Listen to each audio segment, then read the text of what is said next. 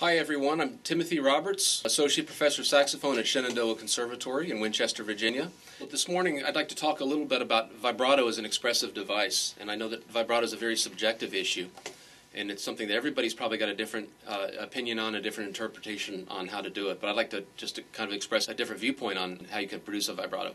Vibrato on the saxophone is produced different than it is on any other wind instrument. On a flute, the vibrato is produced with a diaphragm from down here. On the trumpet, the vibrato is produced, of course, with moving the fingers on the valves. Trombone, of course, with a slide. But the saxophone is the only wind instrument where the vibrato is produced with just the lower jaw. So usually we teach that you use the lower jaw for the vibrato, and then after you get used to the concept, then the vibrato can be created with just the lower lip. But it is a lower lip and lower and jaw vibrato. The other thing to keep in mind with saxophone vibrato is that the pitch can only come up, or the vibrato can only come up to the pitch level. If this is our pitch level, the vibrato comes down and back up, and it can't go above the pitch like it can on other wind instruments. So what I usually do with my students is have them play an octave G, and then as I lower my hand, they lower the pitch.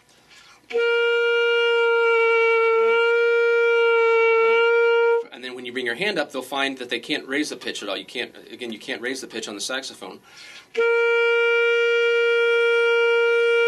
But you can pinch and bring it up just slightly. But basically, the vibrato starts at one flat line and comes down and comes back up. Now, the next thing that comes up is how fast and how wide do you make the vibrato? Usually for the purposes of an exercise, I put the metronome at 72 and have the student play 4 undulations of the vibrato for each beat. So it leaves you with. And you want to be careful with them to shape the vibrato, shape the downward curve of the wave of the vibrato, and make sure that it doesn't get too fast or too thin. Usually you get, especially with a young student, you end up with vibratos sometimes that's too fast and too thin, or that's too. The waves become too deep and too wide, and it becomes out of control sounding. So the objective is to try to get the even waves, 4 of them at 72, again, just for the purposes of the exercise. Then add it to the G major scale. And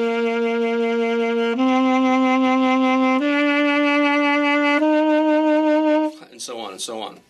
So the objective is to shape the vibrato the way that you want it, for the waves to be the way that you would like it to be. The second part of expressive vibrato is incorporating into the music that you play, and that's the one that takes years and years and years of work to decide how you want to do. But I'm going to start here with the first of 3 romances by Robert Schumann. I want you to listen to the way. This is one example of how the vibrato can be incorporated into a performance exercise.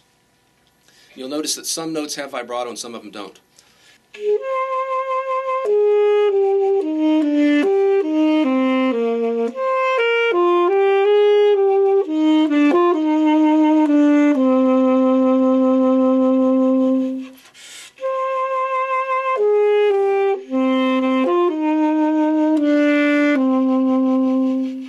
So you notice that the use of the vibrato doesn't always have anything to do with the note, with the length of the note. Some people say, well, you put the vibrato on the longer notes, the half notes, and you wouldn't put the vibrato on the moving eighth notes.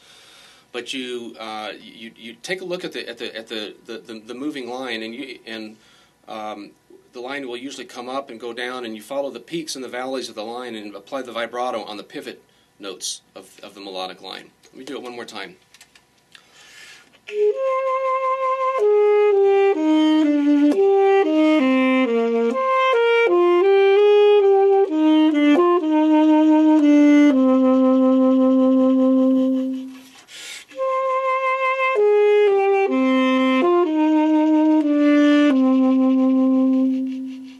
Incorporating the vibrato into the musical line is always something that people continuously work on. It's something that takes years and years and years, and most people never master it. So that's the fun of performing music, is figuring out how to interpret the music the way that you'd like to play it. Hope this helps.